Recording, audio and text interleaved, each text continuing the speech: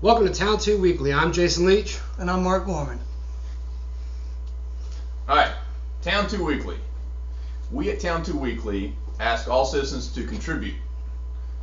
In a free society, we must be engaged or freedom is lost. We aim to provide some of the tools for common citizens to be impactful as they contribute their voice to their town square. As we grapple with the issues of the day, I am always shocked by the fact that so many people are asleep at the wheel. Mounting economic concerns are impacting our local communities. Growing political uncertainty leaves small businesses unwilling to invest in more employees or inventory or expansions. Adding to our national crisis is what I refer to as local citizen apathy. Millions seem to be easily excited when national talking heads, you're going to think like a O'Reilly or a Glenn Beck or, these guys get out there and amaze us, or you get your local campaign, not your local campaign, but your national campaign, your Romney, your Ryan, your Obama. They come in town and millions flock. But what happens, what's going on in our local towns? Our yearly annual budgets, what's going on there? That's what we're going to focus on at Town2weekly. Now, we're going to talk some national issues for sure, but a lot of times you'll get crickets and yawns when you start focusing on the local stuff. And when it comes down to what's affecting us right here in our homes, right here in our little towns, we seem to gloss over and focus on the big stuff. And on a nationwide, here's a shocking statistic. Nationwide, there are 3,068 counties. Out of those 3,068 counties, only 35 have a AAA rating credit score. That means nationwide, what we don't see under the fabric of our nation, it's all crumbling. And as people, we seem to have this defensive mechanism. We don't want to confront issues. We either ignore issues, we seek neutrality, we get frustrated, we don't want to call a spade a spade. We don't want to look at things and say, I'm going to take a stand this way or that way. We want to play, I'm independent, I'm in the middle. We don't want to jump out and be bold. Well, times are changing. It's time to be bold. It's time to step up. So here we are. I'm going to ask you two some hard-hitting questions. Y'all ready? Yeah, let's do it. All right. My first question. In a free society, who is responsible? The people. The people. We the voters. We are. We're responsible. So why are we in such a volatile time? Why is it always a crisis? Every election season, it seems like a crisis, at least these last couple decades. Why? I personally think it's a crisis because the voters wait too long to decide who they're going to vote for. They wait until about a week to the election and say, oh, who should I vote for? Instead of spending that time the couple of months before the election preparing themselves. My opinion on that is because they're uneducated. They don't know the issues. I see a D, I'm voting for that. I see an R, I'm voting for that. And that's pretty much the basis of why our system is so screwed up. It's so politically screwed, as I like to put it.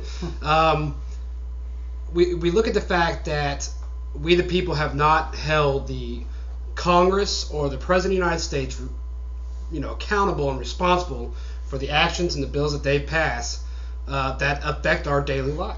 Yep. And unfortunately, a lot of voters vote because of the president. They don't know who their senator is or the congressman, the state rep, the commissioner. They vote because they're going to vote for the president, which really doesn't matter because that's the electoral college that votes for that. Yeah. So. All right, Jason, just real quick, I want to introduce our viewers to you. Okay. And basically, I just want to get a brief idea of your background. How'd you get in politics? What sparked your interest and said, you know what, this is important, I want to put my voice out there? Growing up in a single family household with a single mother working 3 jobs to support me and my brother, you learn very quickly not to take life too granted and enjoy the things that you do have. My mom worked hard without taking government assistance to put food on the table, put a roof over our heads, and clothes on our back. Watching her determination and that the fact that you can have goals set in life, and you can achieve those goals through hard work, personal motivation, personal responsibility, is really what first started getting me involved in politics. When I got to high school, it really hit me with, I had a great high school teacher in political science. I started following more and more of the issues and realized that I'm more the guy that's extremely conservative, but not on the social issue standpoint. So that's how I pretty much got in politics. And then I realized during the Obama administration that I had to do something to get my voice out there and to wake some of these people up. And that's why I started my website, www.politicallyscrewed.com. All right, tell me a little about your website, just briefly. Just kind of give a plug. Politicallyscrewed.com is my blogs on the basic events that are going on nationally, whether it's against a Democrat or whether it's against a Republican. I don't have any party affiliation. I speak what's on my mind, and I call anybody out that I feel is in the wrong. Now, you say you're conservative. What are you saying when you say I'm conservative? What's that mean? To me, conservative is personal responsibility. That's pretty much the basis of how I live my life. Personal responsibility. Let's get off of this government assistance, whether it's by the people or by the states themselves, and let's start doing what we're supposed to do, which is work hard to advance our careers and to make money and to put food on the table and a house over our heads. But why shouldn't the government provide some things? Why shouldn't the government have that safety net for because people? it's not the taxpayer's responsibility to take care of you. It's your responsibility, and that's plain and simple. I don't want to know that my tax dollars are going to finance someone who can't live on their own. That's not my responsibility. I'm not working my job to support hundreds of people. I'm working my job to support me. And the sad part about it is the government entitlements have become so great that people on the entitlement program live a better life than I do. Yep. They eat steak. I eat ramen noodles. Yeah.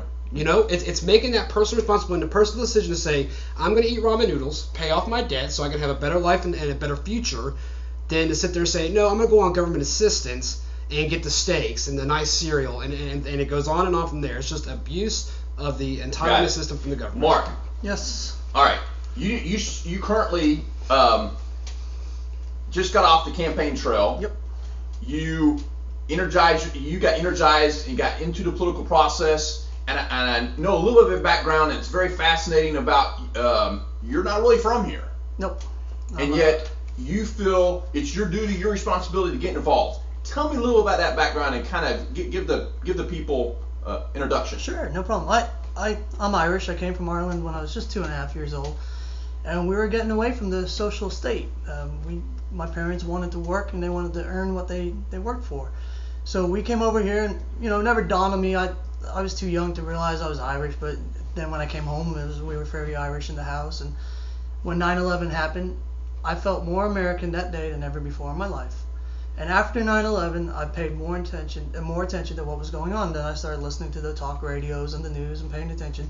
And then in 2006, I became a citizen because I just really believed in this country and I wanted to make this country my country.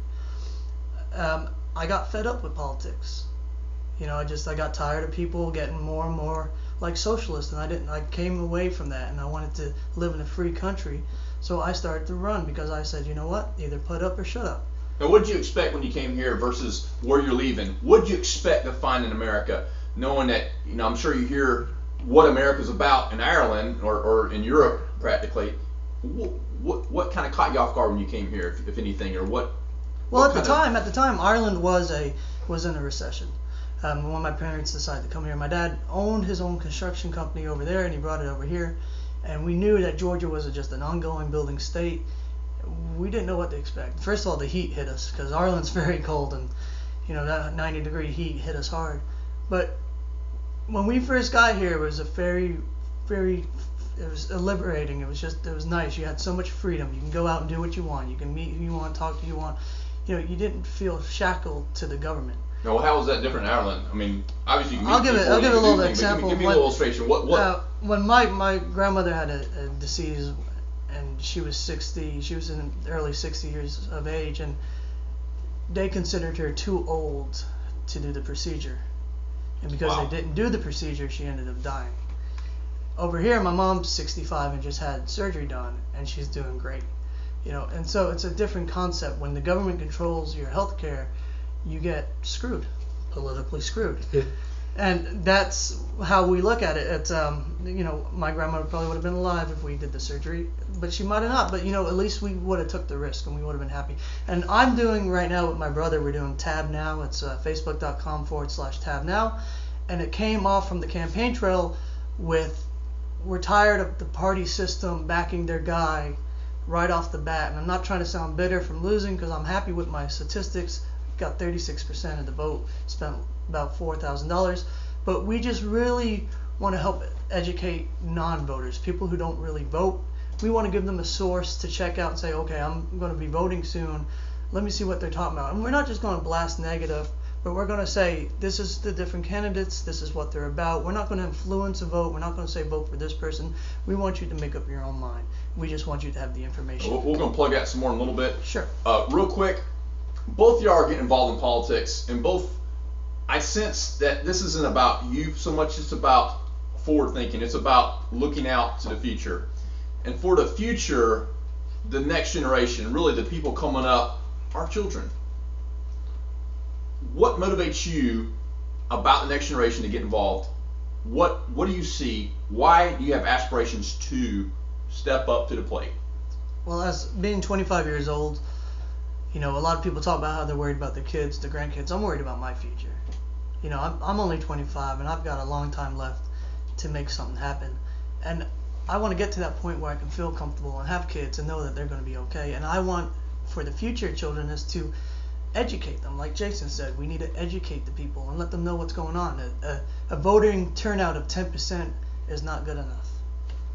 And I think the best thing that we have going for us right now as far as educating the youth is the fact that 50% of college students coming out of college today are unemployed. 50%. Yeah. That is crazy to think that you go to college for 4 years, you work hard to come out to nothing. And I think with that said, they've started looking a little bit more into politics and saying, why am I getting screwed right now? Yeah. Why can't I get a job? Why is this economy not turning around? And so we are starting to see a little bit of a turn, in my opinion, of the youth actually starting to get involved back into politics. All right, my next question has to do with, and think outside of your current job, your current situation. Kind of think on a bigger scale. What would you align yourself with if you had to sit there and say, look, I'm gonna pick something worth dying for. I'm gonna pick something that almost think of like a mentor. Like, okay, this is the guy I would go to war with. Is there someone in your life like that, or is there someone or an idea that's worth your life? It's called America. Yep. Explain. What is America in your mind? America with the values of absolute freedom. I'm not saying that there has to be laws. I get it. But freedom that we have here, no other country in the world will ever have or ever experience. And I'm pretty sure there's plenty of countries that wish they had half the stuff that we have here in America. We take it for granted. Every day we take all our freedoms for granted. The problem is, and this is why this election coming up in 2012 is so important, is because it's the war on freedom, in my opinion, to a certain aspect, not just at the federal level, but at the state level as well. And that's what I want to fight for. I want to get America back to personal responsibility and get less government out of the way. For me, anybody in my family is worth dying for. Yeah. And there's some friends in my family that are worth dying for, and America is part of my family.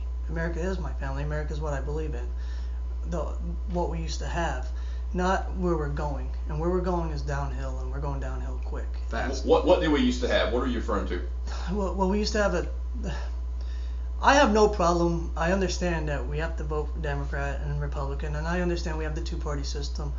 But when the one party has too much control, we go in a direction that not everybody wants. A true president needs to be a little bit more moderate. Centered. Yeah, we don't need. I don't want social health care. I don't need social benefits. I'm pretty good at doing stuff on my own. I'm gonna be all right. Don't force anything on me I don't want.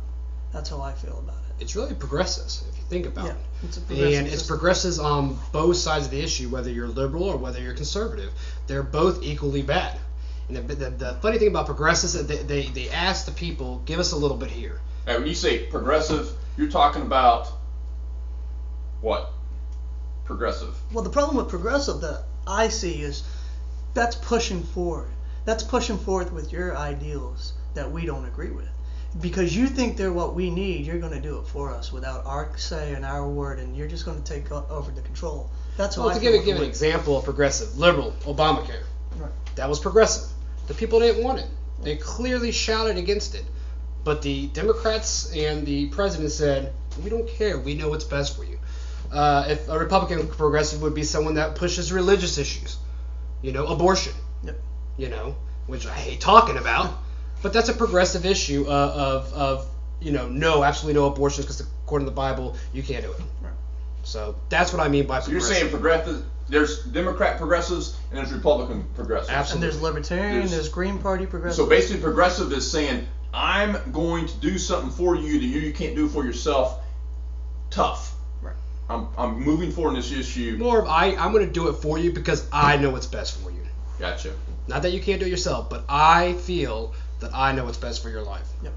Now it sounds like from just briefly talking with both y'all, you have a system of belief that's down deep in there. And I'm not talking about religious. I'm talking about some kind of value-based system that you have as a core.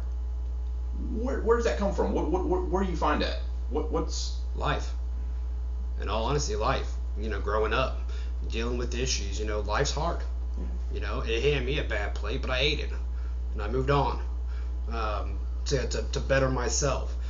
So that's where my core values come from. And again, the experiences growing up as a child and seeing what my mom went through, I think, played a major impact on how I was going to live my life and the beliefs that I have for America.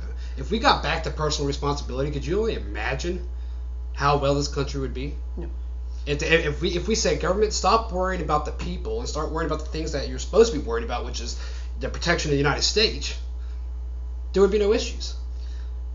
And to carry on with that, back to what you're saying, what does it mean to me, what brings it out of me is, I have the Irish roots in me, of course, and I remember my dad and my granddad saying, complain after you eat.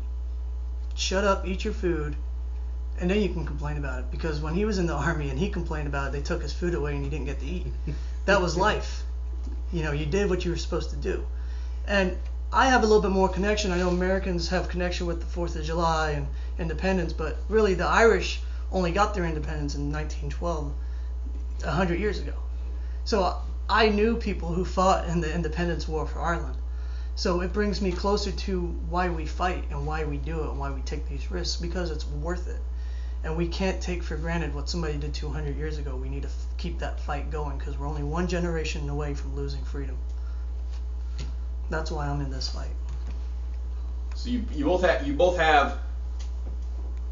It sounds like Jason, you were raised in a almost like it molded you, the way you were raised. It formed your core. You saw life wasn't easy.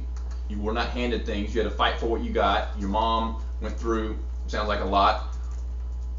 What would you say that you came out of that with, that you see some people in the same situation come out and they want the handouts. They want the government to hold them. They want someone to hold their hand. What made you different? I think what makes me so different is when you realize that it takes more time to sit there and complain. If you had just stopped complaining and made some tweaks in your life, you could have actually accomplished what you wanted without somebody else having to help you do it.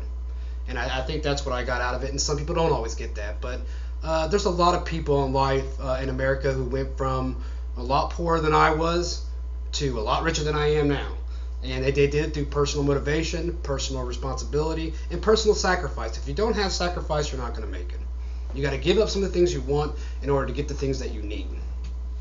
Mark, real quick, I'm going to open this up to some big time discussion on some local issues and also some national issues. But I'm just curious. You ran for office. You're a young guy. You came to America. You're Irish. Why did you jump into the fray? Well, I mean, you like to get beat up. I mean, what was the point? You want to get slugged? I mean, what prompted you to take a stand and do this? Right. Well, my thinking is never to lose. I'm a winner, and even though I didn't win the election, I won in my heart because I'm going to be out there again 2 more years. Might not be the same seat, might not be the same location, but I'm going to do what I need to do to win. And as long as I keep trying something, at the end of the day, I'm a winner. If I just go home and watch TV and say, I don't care, I just want to watch the sports and see what happens, then you're losing. You're losing. And as long as I keep going out there, as long as I keep getting involved and go to the different parties and go to the different meetings and get to know people, I feel like I'm helping out. Mark, on that note, I mean, you're a champion. If more people would step to the plate and do what you did, and you're not even a naturalized, I mean, you weren't even born here. Yeah. And yet you see what it means to be involved. To me, you're a shining example. Thank you. And Americans, I look at like a local town. There's the town we're in right now, Brazelton. They just had an annual budget every about February or so. You can go to your local town and find out what they're going to do. Mm-hmm. How many people went to that local budget and found out what that town was doing? Not one citizen was at the meeting, not even one. Because the people believe, the lazies out there, believe that the government, whether local or state or federal, knows best how to spend your money. And the fact is, they're wrong. Dead wrong. They're dead wrong. And when people ignore that issue, it's so easy to have fraud and corruption within the local, state, and federal government. So, kudos to you, and for you to get involved with the website and start showing what the politicians are up to, and encourage. This isn't just slamming politicians. This is trying to encourage those who might be thinking about doing something. Jump in. Let's it's a sport as citizens we're all supposed to get involved with. My last question to both y'all: if anyone could be blamed for the national problems, I'm talking about local problems. If you have a problem with your local government, national, county, my question is, who is at fault? It's like we said at the beginning, the voters. The voters are at fault because we put the people in office, and we can take them out. I think it's to an extent. I think it is majority of the voters for not getting educated, putting the right people in that seat, and not holding them, their congressmen, the president, Supreme Court, not holding any of them accountable. But I think some of it has to go to the politicians. Yep. Some of it has to go to the United States Supreme Court. I look at Obamacare and the judicial rewriting of the law in order to make it legal. Yep. The Supreme Court's there to make sure that the laws passed by Congress are legal and legit. Whereas this Congress pretty much said, we don't care what you think, we're going to pass this law anyway, and went against the values. I think the Supreme Court did not do their job there in protecting the people. Yes, we have to be accountable for the people we put in office, but that's what the Supreme Court's there too, is to make sure that they protect the people's decision to an extent. All right, we're going to switch topics here. Okay. Give me something good. I'm going to throw some at you. The national tax plans that are out there. Mm-hmm. We have Romney over here presenting a tax plan that, I'm pretty connected politically.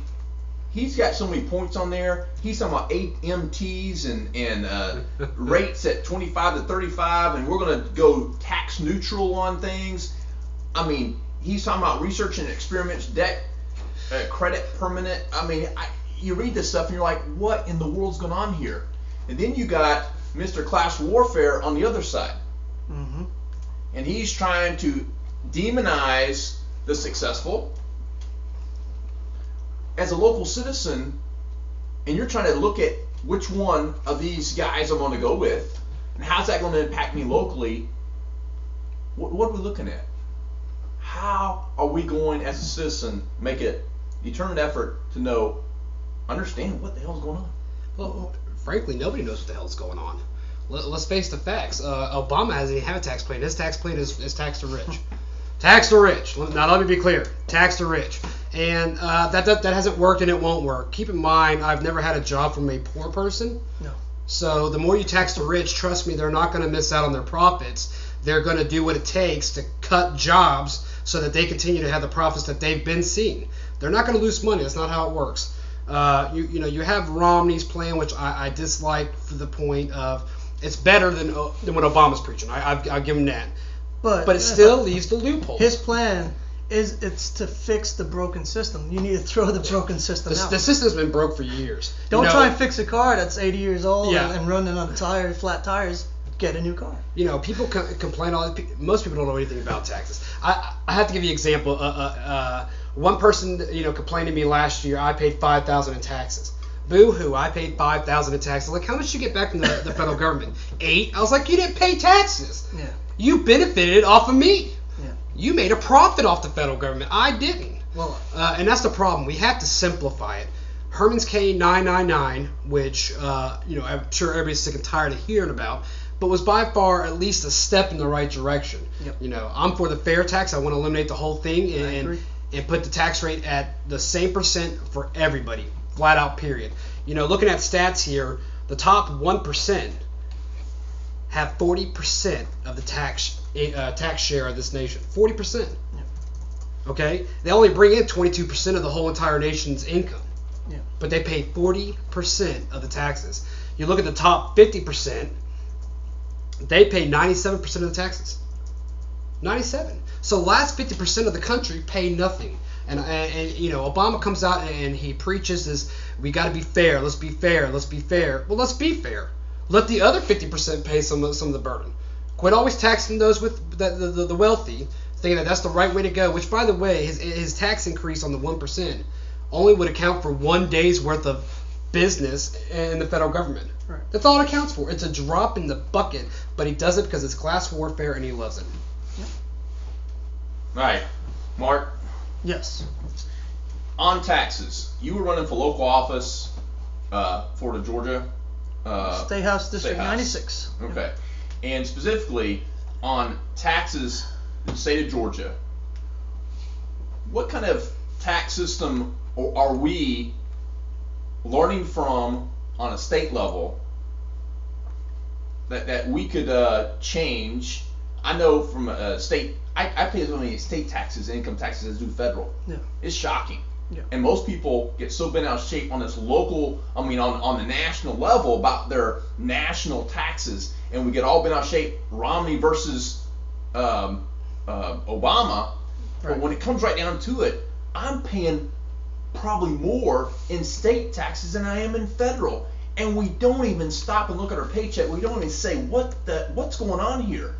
Yeah. What on the state level do we have to be aware of, and what plans are out there? What inform us as viewers that it's more important to focus on the state stuff than this national argument. Well, as a candidate, I was looking at the different options. As I'm sure Gwinnett County is a big county, and if you drive around, you'll see a lot of places they've been pulled down, they've been ready for development, but nobody's ever came in. Okay? But why are we letting businesses come in and tear down another area when we still have one that's just sitting there not being used? Why don't we give them a tax incentive to use an area that's already been prepared for a different company that failed? That was another option. Also, you look at the state of Florida and Tennessee, they'd have no state income taxes. Beautiful. Right? Texas doesn't. Georgia sits in between those two states. Someone who comes down is like, oh, I'm going to go work in Georgia. But wait a minute. I can work in Tennessee, live in the border, and I can still be close enough to go visit my family and friends. And to keep it keep it a little bit on a local level, Georgia actually under Sonny Perdue was trying to eliminate the state income tax. Sonny Perdue vetoed it. Yeah. Because all the counties were complaining. Well, if you go to this, that eliminates property tax, that eliminates all this other stuff, and that eliminates our income. So when it boils down, it comes down to money. And the fact is, Tennessee and Florida and Texas are doing just fine with having a state sales tax by taking away the state income tax. And I think we should have done that years ago. Well, also with no state income tax, so we can benefit from people. We can Jobs. start up an amusement park system. We can do. They're looking at bringing in casinos into Gwinnett County. If the people agree on this stuff and they want it in their community, that will bring money in. That will help them out. I mean, that's what Tennessee has, the music industry. Florida has Walt Disney, Orlando Studios. That's what we need. We need that kind of system. It's to hit his point up real quick about looking at paychecks. Nobody looks at their paycheck. You go to somebody like, how much you make? Oh, I make $500 a week. Yep. No, before taxes. Oh, I don't know. Yep. What do you mean you don't know? And to follow up on that, I'm 1099. Yeah. Well, I make money, and because I'm successful and because I own my own little company, I end up paying money back to the government. I don't get money back. I never see money back. I'm always paying money to them because I'm out there trying to start a business and hire people and pay people to work for me. Correct. On a, I'm just looking at the state budget for Georgia. Just briefly, I mean, what category are we spending the most money on in the state? Oh, I couldn't even tell you. I would say off the top of my head. transportation if I had to guess. Don't get me started with that one. Yeah. I'm sure we're putting a lot into our wonderful education system. Education. Education. It eats up about 44% of the budget. And we put so much in, but yet we're on the bottom of the sorry. list for one of the worst. No, wrong statistic. Let me get this right. 53.4% of the budget goes to education. Yeah. 53.4% of the state budget goes to education. That's the state. That's not the county. Correct. If you look at your local county, how much that budget? Well, just look at your property taxes. I mean, that makes up almost 75% of your property tax right there is education. Yep. That's the bulk of your money right there. And in that education, there's a huge portion of that goes to transportation. If you stop down and look at busing, that alone accounts for over 30% of the budget for education. It's not teachers. Yeah. As a state, if we're going to eliminate a income tax where 43% of the money the state gets is from the income tax, how are we going to do that? How are we going to function as a state? Look at the hundreds of thousands of people that aren't paying the taxes in the state to begin with. All those people are now paying the system. Look at the illegal Criminals, drugs. visitors. Georgia's known for drug running. Yep. Especially on 85. It's unfortunate to say that, but it's true. It's a major interstate. They're now paying into the tax system. Everything. So what's your solution? Eliminate the state income tax, go to state sales tax. State sales tax, And national fair tax. You're going to have people paying into the system that haven't paid into it. Well, people this that state, work. I know you say national sales tax. I want to focus on this as state right now. Yeah, no. Well, you get the state version. It's the sales same. tax. It's the same result you're going to get from the federal government of eliminating that income tax, like you would with the state. You're going to see more revenue coming in because more people are paying into the tax system. Yeah. And let me add what's the best way to increase tax revenue? What's the best way? Create jobs. Well, if a business knows that they're not going to have to pay all these state payroll taxes, they're going to come there. Why wouldn't you? Well, look at the movie industry. How many movies have been produced Oh, they're in the loving it last out couple here. of years? Because of the tax- we give them tax breaks. But why are we just giving movie tax breaks? Why aren't we giving other That's businesses? what I'm saying, though. If you have a state without a state income tax, they're going to move businesses in. When they move businesses in, more people get hired. When you have more workers, guess what? You have more taxpayers. It's not that hard to understand. And when you have a state sales tax, illegals, prostitutes, drug runners, visitors to the state will pay into the tax system. The problem with it, and the reason why the politicians don't want to go that route, even though it makes feasible sense, power. They lose power. It returns the power back to the American people of that state and of the nation if you go that route. It gives the power back to them because then you don't have the class warfare. Then you don't have we're going to wave these tax plans over your head. You know what I'm saying? It goes back to the American people where we actually have that power that they want. That's the problem. They're too greedy. And I don't have a problem. I understand people think that politicians have too much power. We're putting the wrong ones in there to trust the power with. We need to stop putting the wrong people in the office. We'll take advantage of the system and work it against us. It's unfortunate. It's like any job that you have, though. You're going to hire bad eggs. Right. And unfortunately, you got to, in some instances, you got to deal with them 4 years, 2 years, and 6 years. That's just the way it goes. You said something that kind of caught me off guard a little bit. Okay. You said it's not the fact that they have too much power, it's that we have the wrong politicians. Yes. Jason, do you think the politicians don't have enough power? No, I think they have too much power. You think they have too much power? Correct, and that's why I don't want to give it up. All right. Well, Mark just said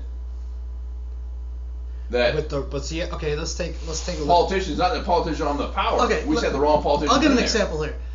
We trust police officers with guns, cars, and to arrest people. Okay. They have a lot of power, but we put them through a test. We put them through regulations. We make them do all these hoops and balances, but yet we don't do that with politicians. There's no drug test. There's no real screening. When I went up there, nobody questioned my citizenship. I did not have to prove that I was a citizen when I put my name on the ballot. It was, here's $400. Yeah. Here's my paper, and I pledge to be a Republican on the ballot. Correct. That's where the problem is. So if you were a citizen, Jason, he was saying if he could prove he's a citizen, he should get more power. No, I don't think that's what he's saying. Listen, What's he it goes like this. I'm Jesus.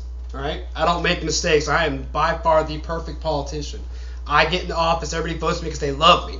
He's great. He spoke all the lines that they want to hear from their Republican book or their Democratic book. But when I get to office, I meet something called lobbyists. Yeah. And lobbyists in big business, they're like, hey, Jason, everybody loves you. You could pass laws they wouldn't even know about. Here's some money.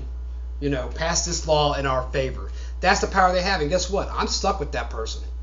I'm stuck with that representative for the 2, 4, 6 more years that they have in that office. So if we put a better person in there with more power, is that going to solve it? No, absolutely not. My problem is that when I went to go work for 911, I had to take a psychological test. I had to take a drug test. I had to take 3 different drug tests.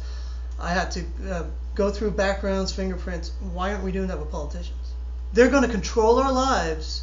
They're going to have, all they have to do is push a button, and they pretty much can do what they want. Well, they can so do why it aren't we testing them like that? They can do it to you, but you can't do it to them, and that's just the way it works. Listen, we the people have given these politicians too much power as it is. Right. And it's time for us to speak up and say, this is going to stop. We're going to get back to your responsibilities and your oath of office, which some don't follow. I'm not going to get names, Obama. But we're going to get back to the basics of you're a politician. You know what would solve it, in all honesty? Term limits. Term limits. And if people have been talking about term limits, the President of the United States has a term limit, but the politicians themselves who actually write law don't. Why not? Yeah. And they won't do it. They won't discuss it. They won't bring it on the floor. Even though the people are asking for it, they won't even discuss it. Why? Because it takes away that power that they want. Well, I still don't think it's... yes, I agree that they do have so much power, but I'm okay with that as long as we're putting the right people in there. And simply walking up and put your name on the ballot doesn't mean that you're qualified. I'm okay with the constitutional powers they have. Right, and I agree, but I think that you can't just easily get elected like that. You can't just walk up to the state house and say, oh, I'll put my name on the ballot. Okay, thanks, John Doe. But that's the way it's supposed to be. The purpose of the foundation of America was not to have lawyers and businessmen and everything like that in office. Farmers. Right. We're politicians. Shopkeepers and... Average people. Listen, you're an average person.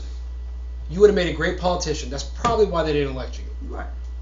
Why? Because you have common sense. You've been there. You've done that. You've got the bad hand dealt to you, and you dealt with it. Right. That's the purpose of American politics, is so that anybody, average person, has a chance to represent that district.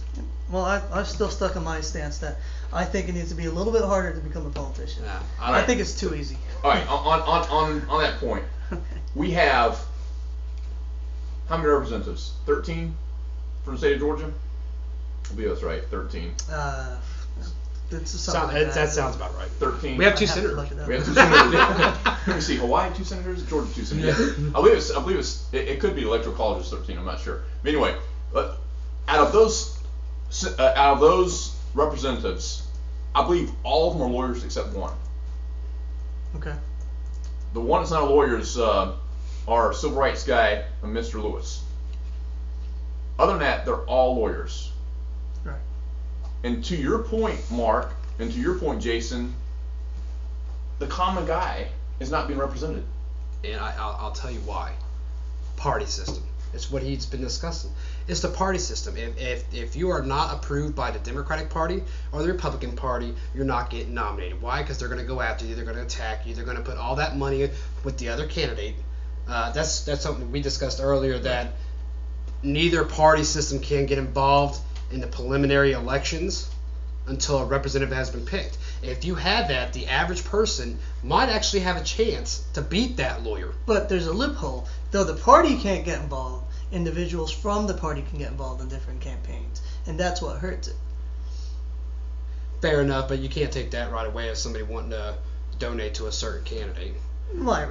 I mean, in all honesty, your election, the Republican Party can put a lot of pressure on you, right? Right. Because they don't want you going after the other candidate. That's what you're supposed to do. Yeah. You're supposed to argue with each other. You're supposed to point out, here's his pluses, here's his negatives, and finally let the voters come down to one person that they can trust to represent them. Yep, I agree. On overall, going back to, we're representing the state of Georgia by our state house and by our state senators. And how do we get to know them? How do we get to know them more? How do we get involved like you did? Well, you go to the Secretary of State's website. You type in My Voter page. You pull up your information. Tells you what congressional district, what state, Senate district, and all that good stuff. You can Google up Georgia State House District 96. It'll tell you who the representative is. I'm sure they have a website. Go to their contact me. Go to their follow me or whatever. And from that step, you only have to look up 5-6 people. You keep up with 200 people on Facebook. You can't keep up with 5 or 6 people that control your lives. Yeah. That's where it comes down to. Now, why did you get outraged enough to step up and spend your time, your energy, and probably your money in this race? What outraged you? What did you see out there that triggered you and said, "That's it, I'm getting involved"? Insider politicians. There's too many people that are getting elected that are party nominated. They're party people. And I'm not a party person. I have no problem going to the meetings. I love meeting the people out there, but I'm my own person. And when I go somewhere, I'm not going to say, "Oh, well, what's the party saying today?" Yeah. No, this is what I believe in, and this is why the people elected me, because they're tired of this situation, and I'm going to stand up for that. Not, okay, today we're going to vote on what time lunch is. Okay, great.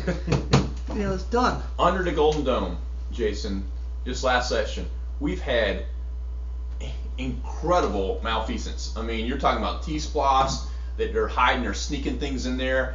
We see on the ballot, we're voting for one thing, we find out later we get a 33% reduction in our transportation. Explain a little bit about our current session.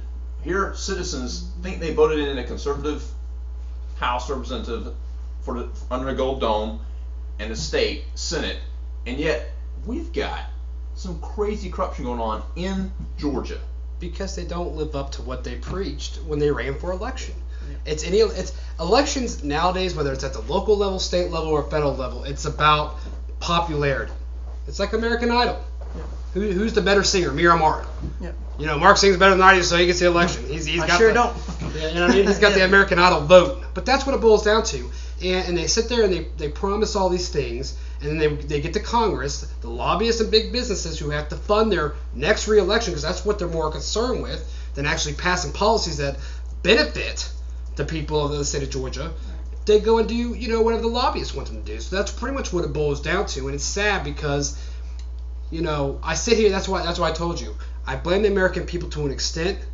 But I blame the politicians as well, because they don't do what they preach, and they don't do what they said they're going to live up to, and it's sad. Well, when I ran for office, I did something outrageous. I kept it simple. I didn't promise the world. I didn't say I'm going to make a difference on everything I do. But I said the one thing that I will do no matter what is be honest. If I vote for something, I will tell you why. And we might never always agree, but you'll know how I stand and you'll know how I feel. There's no guessing. I'm not going to tell you on a private message that I feel this way and then vote that way. I will always tell you how I feel and what I'm going to do. And if more politicians did that, the people would elect them. You know who kind of did that in this Republican nominee? Herman Cain? Herman Cain. Yep. He said it like, I want a politician that's going to tell me what I need to hear. Not what I want to hear, what I need to hear. Social Security is great. It's an entitlement program. That's not what I want to hear. What I want to hear is Social Security is going bankrupt. Yep. Wake up. Wake up. All right. If you're going to do one thing that you could change in this state, what would it be? At the local level? State level. State level. I'm state income tax. Income tax. Why should people be punished for working? If you're out there working hard and trying to earn money. What do you eliminate from the budget, or what do you do to replace it, the income? Well, I don't have a budget in front of me, and it's gonna, This is a broad general. You know, it's like you said earlier, there's a lot of money going into the educational system. We can look at that. You know, there's a lot of money going into transportation. We can look at that. We don't have to keep funding all these systems that are broken. No. We need a budget. If a business is in trouble, what does a business do? They cut 25% across the board. Doesn't matter what it is. Everybody gets cut 25%, right? Yep. And that's what we got to do. And that's pretty much what the federal government's got. You got to cut across the board. Cut the entitlements. Cut the transportation. Cut education. You know, it's at that time where we've got to start making extreme cuts, put a budget in place, and start reducing our deficit that we have. And I agree with him. I think the quickest way to do that is the state income tax. By eliminating that and going to state sales tax. All right. That's a bold plan. That sounds so outlandish. Most people can't even imagine the state of Georgia eliminating income tax. How do you replace that? I mean, seriously. I mean, is that, Mark? Give me just a basic idea. How in the world could we actually? Sure. Let me. Do we bump our sales tax up to 20%? I mean, what? How do you do that? I got a bold idea for you. Let's sit here and say, I don't want to be part of the British nation anymore, and drop that country and start our own. It's a bold idea, but you have to do it, and you have to start somewhere. And people are scared to do it, but you have to embrace them and show them why it would benefit them. 90% of the people didn't want to be free from Britain. No. And you know, we have to show them why we can make this happen and why it's going to work. We need to get statistics and numbers and math going to show that it can be readjusted. You can, you know, the other reason why this is a bold solution, how to make it work, there's a couple things you do. If you were to give the people of the state of Georgia 3 months without taking state income tax out of their paycheck, you would never have a state income tax again. Guarantee you that. Now we're talking about state income tax. We're talking about almost half the budget. All right. You know how fanciful that sounds? We just recently tried to stop a 50-cent toll on 400, and we only did it for 4 days. I'm sorry, how many times did we repave that road? How many times did the taxpayers of Georgia pay for that road? And yet we're still paying for it to use it? I pay to build it, but I can't use it unless I pay more to use it. Yeah. Does that make sense? It's kind of like the HOV lanes. God, was that a mess up in the state of Georgia? Yes. You know? We paid to have the road built. The road got built. Yay, HOV lane. Yeah, you know, we don't have to pay for that. You know, we're carpooling, so we get to use it. Yes. Yeah. Then the state government comes back and says, no, we're going to go do something else now. Well, you have to pay to use that road. I built the road with my tax money. Why can't I use it? Why do I have to pay extra?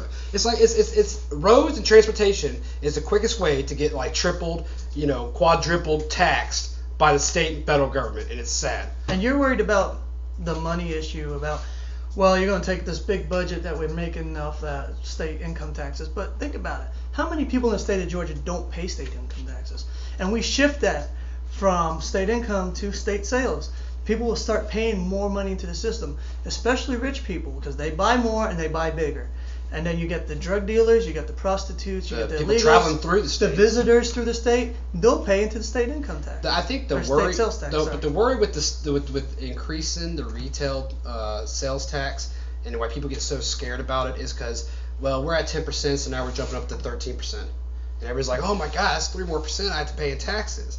But if you think about it, the free market, and this is why I love fair tax, the free market will balance out.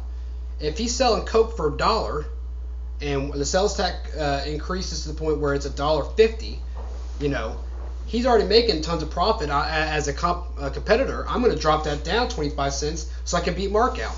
When I drop mine down, guess what he's going to do?